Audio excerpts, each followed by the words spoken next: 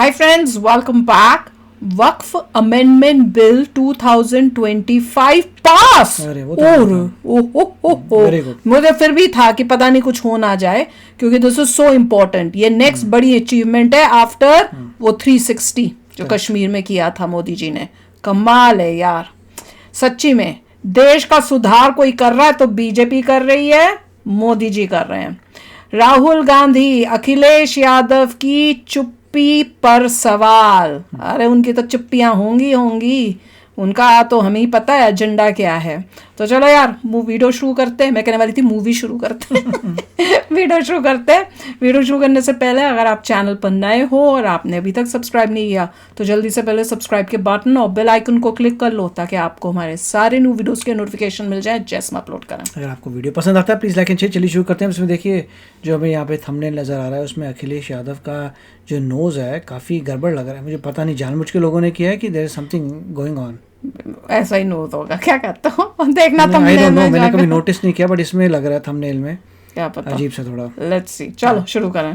तो भाई लोगों, वक्फ संशोधन बिल 2025 लोकसभा में पास हो गया। ऑपोजिशन पार्टियों की एकता की पोल खुल गई है और उन लोगों को झटका लग गया है भारी भरकम जो ये अरमान पाल कर बैठे थे कि इस बिल पर नीतीश कुमार और चंद्रबाबू नायडू की पार्टियां बीजेपी का साथ नहीं देंगी। यानी उन लोगों का रिएक्शन कुछ इस प्रकार है, भाई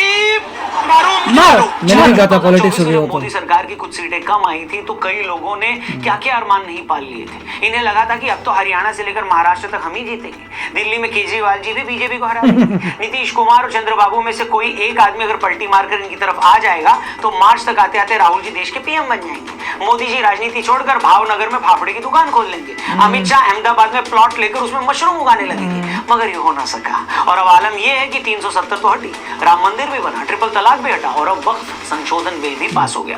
अखिलेश से लेकर राहुल बाबा, ओवैसी से लेकर इमरान मसूद, इन सबको बड़ी उम्मीद थी कि सीए एनआरसी की तरह वक्फ वाले मामले पर भी मुसलमानों को भड़काकर सड़कों पर ले आएंगे, सरकार को डराकर इस बिल को वापस करवा देंगे। पर क्या ये सब हो पाया क्या संजू बाबा? नहीं। देश का मुसलमान भी समझ चुका है कि इनका तो रोज रोज का है यार। उन्हें भी पता लग चुका है कि जो लोग मुसलमानों का नाम लेकर दिन रात छाती कूट रहे हैं वो दरअसल उनके गले में अपनी स्वार्थों की डोर डालकर अपनी राजनीतिक पतंग उड़ाना चाहते हैं। इसीलिए इस बार ज्यादातर मुसलमानों ने पतंग बनकर उड़ने से ही मना कर दिया और अब इनके रहनुमा ऐसे बिलबिला रहे हैं कि जैसे कोई छोटे बच्चे को वो देखो चिड़िया ये बोलकर उसके हाथ से उसकी आइसक्रीम छीन कर ले गया। बताओ। ये तो ही एक बात। अब आते हैं इस बात पर कि वक्फ संशोधन बिल में ऐसे क्या क्या चेंजेस किए गए हैं जिससे कुछ लोग तड़प गए हैं। दूसरी बात ये कि इस बिल में किन किन बातों में चेंज करने को लेकर विपक्ष का ऑब्जेक्शन था। और तीसरी और सबसे इंपॉर्टेंट बात कि सरकार ने नीतीश और चंद्रबाबू जैसे नेताओं को मनाया कैसे। इस पर आने से पहले मैं आपको मनाना चाहूंगा कि आप डिस्क्रिप्शन में जाइए, प्रोबो ऐप का लिंक दिया, उस पर क्लिक करके इस ऐप को डाउनलोड करो और अपनी नॉलेज को अर्निंग में कन्वर्ट, बड़ी कार्स और रॉयल एनफील्ड जैसे बड़े प्राइजेस जीतो। ज्यादा यूजर से इस ऐप पर जो आंसर दे सकते हो। मेरा इंटरेस्ट क्रिकेट में बहुत, एक सवाल मिलेगा आपको कि क्या ज्यादा चौके कौन मारेगा, मुंबई या लखनऊ। पूरी आईपीएल के दौरान डेली और वीकली कॉन्टेस्ट में बड़े प्राइस है और अगर आप श्योर हो तो बड़ा प्रॉफिट इजीली अपनी लिमिट्स के हिसाब करके प्रोमो को डाउनलोड करो, 100 रुपए मुफ्त में मिलेंगे। All the best. और पहले आपको अब ये समझाते हैं कि इस नए बिल में क्या 4 बड़े बदलाव किए गए हैं। देखिए पुराना कानून तो भैया खाला जी के घर जैसा था, मतलब इतनी अंधेर गर्दी तो सारा नॉर्थ कोरिया में भी नहीं होगी। पुराने कानून के सेक्शन 40 में रीजन टू बिलीव का प्रावधान था, मतलब वक्फ बोर्ड अगर किसी प्रॉपर्टी पर क्लेम करता है तो उस प्रॉपर्टी का मालिक सिर्फ वक्फ ट्रिब्यूनल में ही जा सकता है। नए कानून में इस बकवास बात को निकाल दिया गया है, क्योंकि भाई अगर इस देश में डेमोक्रेसी है, संविधान है, तो सबके लिए बराबर कानून होना चाहिए। ऐसा कैसे हो सकता है कि वक्फ बोर्ड किसी भी प्रॉपर्टी पर क्लेम कर दे और वो उसकी हो गई हो और सामने वाला बंदा कोर्ट भी ना जा सके। अगर किसी भी देश में आम आदमी के पास कोर्ट जाने का ही हक नहीं है तो फिर तो देश का संविधान ही खत्म हो गया ना। मगर यही अंधेर गर्दी अभी तक चली आ रही है। एक खास जमात का वोट लेने के लिए, उसे अपीस करने के लिए कुछ भी अनशन कानून बने हुए थे। आपको जानकर हैरानी होगी दोस्तों, अगर 2014 के इलेक्शन से पहले जब कांग्रेस को ये लग रहा था कि अब तो बुरी गत होने वाली है, जनता सत्ता से बाहर कर देगी, तभी 5 मार्च 2014 को इन लोगों ने दिल्ली की 123 प्राइम प्रॉपर्टीज को वक्फ बोर्ड के हवाले कर दिया और उनके मालिक मुंह ताकते रह गए। और ऐसा सिर्फ इसलिए किया गया ताकि इससे देश का मुसलमान खुश हो जाए और इन्हें वोट मिल पाए। इसी तरह का गुल कांग्रेस की सरकार ने शाहबानो के टाइम भी खिलाया था, जब उस टाइम सुप्रीम कोर्ट ने उसके शौहर को आदेश दिया था कि अपनी तलाकशुदा राजीव गांधी ने किया था ना ये गुजारा भत्ता दे। मगर उस वक्त राजीव जी की सरकार ने मौलानाओं को खुश करने के लिए सुप्रीम कोर्ट के उस आदेश को रद्द करवाने के लिए संसद में कानून पास करवा दिया। और ये लोग हैं जो हज बराबरी की बात कर रहे हैं। कम ऑन, कि मैं गाली नहीं दे सकता, फैमिली देखती है। तो ये तो एक बात बताई मैंने आपको। दूसरा बदलाव जो इस एक्ट में किया गया है कि पहले किसी भी डिस्प्यूट में वक्फ ट्रिब्यूनल का फैसला आखिरी होता था, अब किसी और कोर्ट में आप नहीं जा सकते थे। अब ये गुंडागर्दी भी खत्म कर दी गई है। इससे पहले ये भी कानून था कि जो भी जमीन इस्लामिक काम में इस्तेमाल हो रही थी वो भी ऑटोमेटिक वक्फ की हो जाती थी, आप उसे चैलेंज नहीं कर सकते थे। अब उसी प्रॉपर्टी को वक्फ की माना जाएगा जो उसे दान में दी गई है। इसके अलावा पहले वक्फ बोर्ड में महिलाओं की एंट्री नहीं थी, मुसलमानों की भी कई सेक्शंस की एंट्री नहीं थी, गैर मुसलमानों की भी एंट्री नहीं थी। इन सारी बातों को क्या कर दिया गया राहुल जी? खत्म। अब कुछ लोग ये जोड़ लगा रहे हैं कि सरकार ने मनमानी से फैसला ले लिया, इसमें कोई आम राय नहीं बनाई गई। ये बात भी सरासर झूठ है दोस्तों। जब सरकार वक्फ संशोधन बिल लेकर आई तो इसके बाद सभी पार्टियों की इस पर राय बनाने के लिए पिछले साल 9 अगस्त को एक ज्वाइंट पार्लियामेंट्री कमेटी बनाई गई। इस कमेटी में टोटल 31 मेंबर्स थे। इस कमेटी ने कई स्टेट्स का दौरा किया, 34 मीटिंगें हुई। 30 जनवरी को 655 पेज की रिपोर्ट लोकसभा के स्पीकर ओम बिरला को दी गई। शुरू में जो ये बिल था, बाद में सरकार की तरफ से उसमें 14 अमेंडमेंट किए गए। 28 मार्च को अमित शाह ने यह बता दिया था कि संसद के इसी सेशन में यह बिल पेश किया जाएगा और 2 अप्रैल को यह बिल लोकसभा में पास भी हो गया। इसीलिए यह बात सरासर झूठ है कि भाई बिल पर कोई चर्चा नहीं हुई या सरकार ने किसी से डिस्कशन नहीं किया। हाँ, विपक्ष का सुझाया एक भी अमेंडमेंट नहीं माना और शायद वो मानने लायक था भी नहीं, क्योंकि विपक्ष का बस चलता तो ये संशोधन बिल ही नहीं लाने देती। इसकी बात करना तो बेकार है। आगे बढ़ते हैं। अब इससे पहले कि मैं इस बात पर आऊं कि सरकार ने इस मामले में चंद्रबाबू नायडू और नीतीश कुमार को कैसे मनाया, पहले मैं विपक्ष के 2 युवा नेताओं की बात करना चाहता हूं जो पता नहीं कब से युवा ही चले आ रहे हैं। माननीय अखिलेश यादव जी और दूसरे हैं आदरणीय राहुल जी। और ये दोनों बच्चे युवा बन गए। इनमें से एक है जो देश के सबसे बड़े सूबे उत्तर प्रदेश में विपक्ष के सबसे बड़े नेता हैं, और दूसरे राहुल जी, कुछ लोग जिन्हें देश का नेक्स्ट पीएम मानते हैं। अब मैं पूछना चाहता हूं, भाई यही तो मौका होता है ना कि आप बहस के दौरान खुलकर बोलें। अगर कुछ गलत लगता है तो सरकार को खुलकर एक्सपोज करें। अब इतने बड़े टॉपिक पर बहस हो रही है, राहुल जी पूरा टाइम संसद में ही नहीं और इसमें कर दिया, बोले भी नहीं।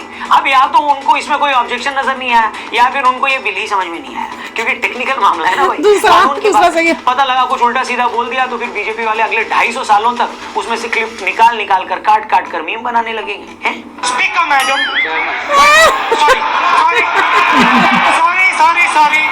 और दूसरे अखिलेश बाबू ने भी बिल पर कोई टेक्निकल बात नहीं बोली है। कभी अमित शाह पर चुटकी ले ली कि भैया बीजेपी वाले तो नया अध्यक्ष नहीं बना रहे, कभी यूपी में हुए किसी कार्यक्रम पर बोल दिया, कभी चीन की बात कर ली। अरे भैया, इतने दिनों से आपकी पार्टी हल्ला काट रही है कि बिल मुसलमानों के खिलाफ है, तो बताओ क्या खिलाफ है। अब अगेन यहाँ भी राहुल जी वाला मामला ही है, या तो उन्हें लगता है कि कुछ खिलाफ है ही नहीं, या फिर इतनी समझ ही नहीं पा रही बात की ये इस मामले पर कुछ बोल पाए, तो बेटर है कि चुप ही रहते। यही था क्या? देखिए, मेरा मानना ये है ना भैया कि आपके प्रवक्ता टीवी चैनलों की डिबेट में क्या क्या बोलते हैं और आप ट्विटर पर क्या क्या लिखते हैं, इसका कोई मतलब नहीं है। असली मंच होता है सदन। आप लोकसभा के सदस्य हैं, लाखों करोड़ों लोग आपको सुनना चाहते हैं, वहां कीजिए ना सरकार को एक्सपोज। क्यों नहीं कर रहे? अगर आप वहां कुछ नहीं बोलते या टॉपिक के अलावा उल्टा सीधा कुछ भी बोलकर चले जाते हैं तो इससे ये पता लगता है कि आप मेहनत नहीं करना चाहते। अब आते हैं इस बात पर कि सरकार ने इस मामले में जेडीयू और चंद्रबाबू नायडू की टीडीपी को मनाया कैसे, क्योंकि दोनों ही पार्टियों को मुसलमानों का वोट मिलता आया है। बिहार में टोटल 17% से ज्यादा मुस्लिम वोटर्स हैं और आंध्र प्रदेश में 9.5%। आपको बता दें कि बिहार में 32 सीटें ऐसी हैं जहां मुसलमानों की आबादी 30% से ज्यादा है। अब अगर कोई वहां सरकार बनाना चाहता है तो ये 32 सीटें बहुत इंपॉर्टेंट है। इन 32 सीटों में से फिलहाल 12 बीजेपी के पास है, 6 जेडीयू के पास है और 10 सीटें आरजेडी और कांग्रेस के पास है। तो बीजेपी को पहले तो ये कॉन्फिडेंस था कि भैया हम इन सीटों पर पहले से ही मजबूत हैं और अगर थोड़ा बहुत नुकसान हुआ तो उसे कहीं से कवर कर लेंगे, पूरा कर लेंगे। वही आंध्र की बात करें तो आंध्र में टीडीपी को मुसलमानों के 75% वोट मिलते हैं, इसलिए जेडीयू से ज्यादा टीडीपी को इस बात की चिंता थी कि कहीं मुस्लिम वोटर नाराज ना हो जाए। इसलिए उन लोगों ने वक्फ बिल के मामले में जमात इस्लामी हिंद और मुस्लिम पर्सनल लॉ बोर्ड की मीटिंग की, उनसे राय ली। ये भी सच है कि टीडीपी के कहने पर ही जेपीसी ने गैर मुसलमानों को बोर्ड का मेंबर बनाने का फैसला सेंटर की बजाय स्टेट पर छोड़ दिया, क्योंकि आंध्र प्रदेश में मुसलमान इसी बात का विरोध कर रहे थे। दूसरी तरफ इन्हीं पार्टियों के कहने पर जेपीसी ने वक्फ बाय यूजर के क्लॉज को रेट्रोस्पेक्टिवली नहीं हटाया। मतलब वक्फ अमेंडमेंट का जो ओरिजिनल ड्राफ्ट था उसमें यह प्रावधान था कि अगर वक्फ की किसी प्रॉपर्टी के पास उस प्रॉपर्टी के डॉक्यूमेंट नहीं है तो इलीगल मानी जाएगी, फिर वो प्रॉपर्टी चाहे कितनी भी पुरानी क्यों ना हो। लेकिन टीडीपी के 2 सांसदों ने इस पर ऑब्जेक्शन किया था, जिसके बाद इस क्लॉज को बाद में हटा दिया गया। मतलब अब पुरानी प्रॉपर्टी पर यह रूल लागू नहीं होगा।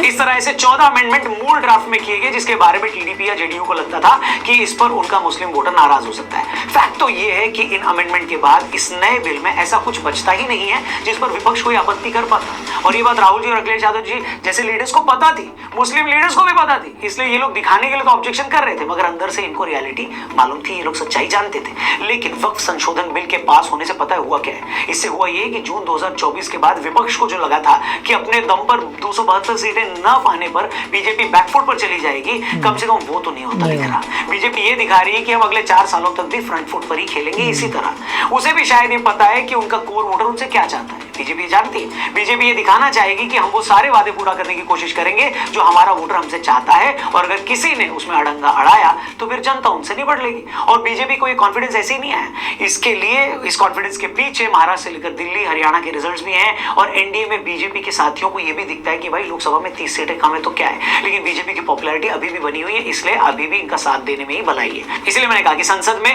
वक्फ संशोधन बिल का पास होना 4 जून 2024 के बाद विपक्ष को लगा सबसे बड़ा झटका है।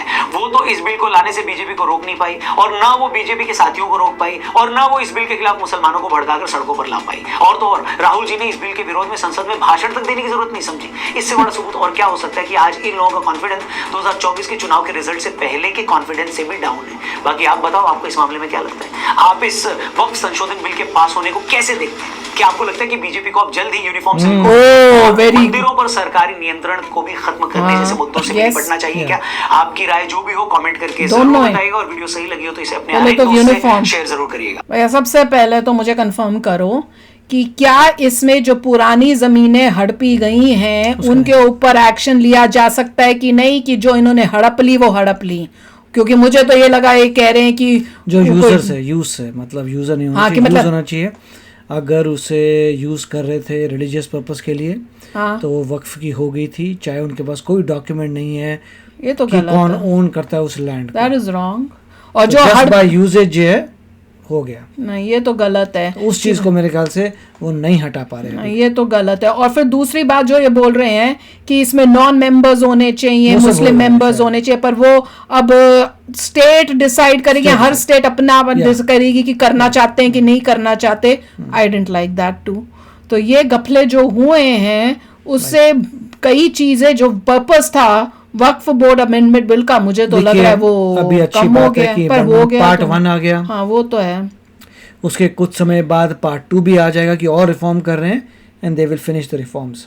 पर ये अच्छा है, हाँ वही मैं कह रही हूँ कि पास हो गया है, which is a big achievement जिस तरह से। तो हैरानी की बात यह है कि राहुल गांधी इस टाइम वो आया ही नहीं।